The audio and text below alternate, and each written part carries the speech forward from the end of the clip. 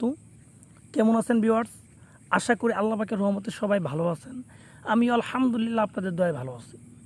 তো প্রিয় ভিউয়ার্স, আজকে অনেক দিন পর আবার আপনাদের মাঝে একটা বাহানমারা তাবিজ নিয়ে আলোচনা করব।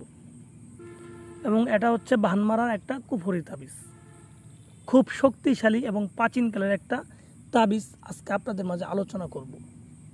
এটা যদি কেউ কাউকে মারার জন্য প্রয়োগ করে, তাহলে মাত্র 3 দিনের ভিতরে সেই লোককে দুনিয়া থেকে হালাক করে দিতে পারবে, দুনিয়া থেকে খতম করে দিতে পারবে।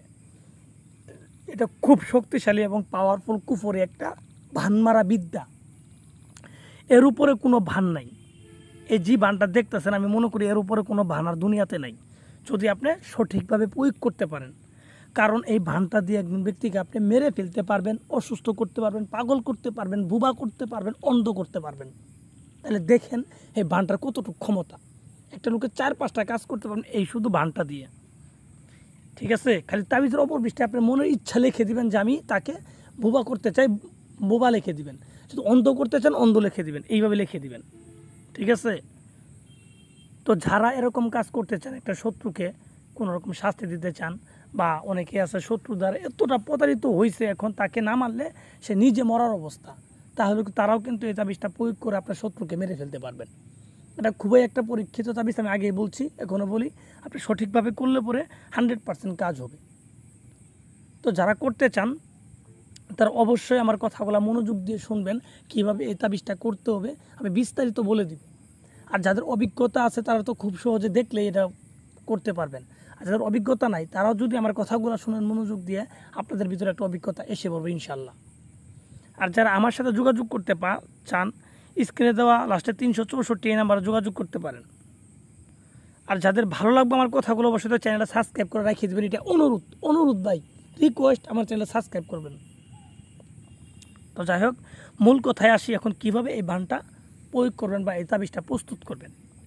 এই তাবিজটা প্রস্তুত করতে গেলে বা লিখতে গেলে আপনাদের যে কোনো একটা মঙ্গলবারের দিন লিখবেন, তাহলে ভালো হবে। যে কোনো একটা মঙ্গলবারের দিন, ঠিক আছে, মঙ্গলবার দিন ঠিক দুপুরবেলা এই তাবিজটা লিখবেন। ঠিক দুপুরবেলা যেহেতু লিখবেন, নিজের ঘরে বসে লিখবেন, একা, আপনার আশেপাশে কোনো লোকজন না থাকে। ঠিক আছে, একটা জায়নামাজ বিছাইতে পারেন বা সবুজ একটা কাপড় বিছাইতে পারেন। বিছানোর পর সেখানে বৈশি, সামলে আগরবাতি, মোমবাতি এগুলো ধরাই নেবেন, নিজের শরীরে একটু আতর মেখে নেবেন। আর আপনার যেখানে তাবিজে বসে লিখবেন তার আশপাশে একটু গোলাপ জল ছিটাই নেবেন। ঠিক আছে, নেওয়ার পর আপনি একটা বিষাক্ত সাপের চামড়া কিনবেন। এগুলা কিনতে পাওয়া যায় পানের কাজের জন্য, এগুলোর উপর আর কোনো জিনিস নেই। বিষাক্ত সাপের চামড়া কিনবেন। কেনার পর সেই চামড়ার উপরে আমি যেভাবে নকশাটা লিখছি, আপনারা সেম টু সেম একইভাবে এই চামড়ার উপরে সিঁদুর দিয়ে, ঠিক আছে, সাধারণ সিঁদুর, এই সিঁদুর দিয়ে আপনি এই নকশাটা লিখবেন। আমি যেভাবে লিখছি আপনার সেম একইভাবে আপনি এই নকশাটা লিখবেন, বিষাক্ত সাপের চামড়ার উপরে সিঁদুর দিয়ে। তো লিখলেন, লিখার পর যে ব্যক্তিকে আপনি এই ভানটা প্রয়োগ করতে চান, সে যদি মেয়ে হয় তাহলে তার নাম প্লাস তার মায়ের নাম লিখবেন। আর সে যদি ছেলে হয় তাহলে তার নাম প্লাস তার বাবার নাম লিখবেন। এইভাবে নামগুলা সুন্দর করে 2টা তাবিজ যে লিখবেন, 2টাতে আপনি এই নামগুলো সুন্দর করে লিখে দেবেন। অবশ্যই নামগুলো উল্টোপাল্টা করবেন না, তাহলে কিন্তু কাজ হবে না জীবনেও। এই জন্য বলছি নামগুলো অবশ্যই জেনে সুন্দরভাবে নামগুলো লিখে দেবেন। তো লেখার পরে 2টা তাবিজ লেখা শেষ। লেখার পরে 2টা তাবিজই বড় 2টা তামার মাদুলিতে ভরবেন। তামার যে মাদুলি আছে, তামার মাদুলিতে ভরবেন। ভরার পর 2টা তাবিজকে মোম দিয়ে মুখ আটকে দিবেন। মোম দিয়ে মুখ আটকে দিলেন। দেওয়ার পরে একটা তাবিজ আপনি কি করবেন, দেখবেন সাপের গর্ত খুঁজে বের করবেন, যে সাপের গর্ত কোথায় আছে। ঠিক আছে, এই গর্ত বের করে সেই গর্তের ভিতরে একটা তাবিজ ফেলে দিবেন, ফেলে দিয়ে মুখটা মেরে দিবেন।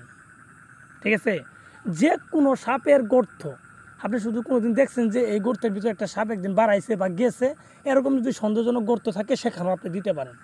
আপনি শুধু দেখছেন যে এই গর্তে সাপ আছে বা বাড়াইছে, ওই গর্তে দিয়ে দিবেন। ঠিক আছে, দেওয়ার পর আরেকটা তাবিজ যে কোনো কিছুর বিনিময়ে হলেও শত্রুর ঘরের ভিতরে ফেলাই দিয়ে আসবেন বা পুঁতে দিয়ে আসবেন।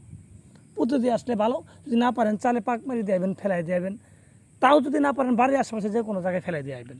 দেখবেন শত্রুর মৃত্যু কীভাবে হয়, কেউ তাকে বাঁচাতে পারবে না। আমি গ্যারান্টি দিতে বলতে পারি, কেউ তাকে বাঁচানোর ক্ষমতা থাকবে না।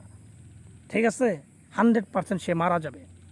আপনি যদি চান বোবা করবেন তাহলে খালি শুধু পিছনে লিখে দেবেন, তাহলে আমি বোবা করবো, বোবা হয়ে যাবে। মনে যা চলে তাই করতে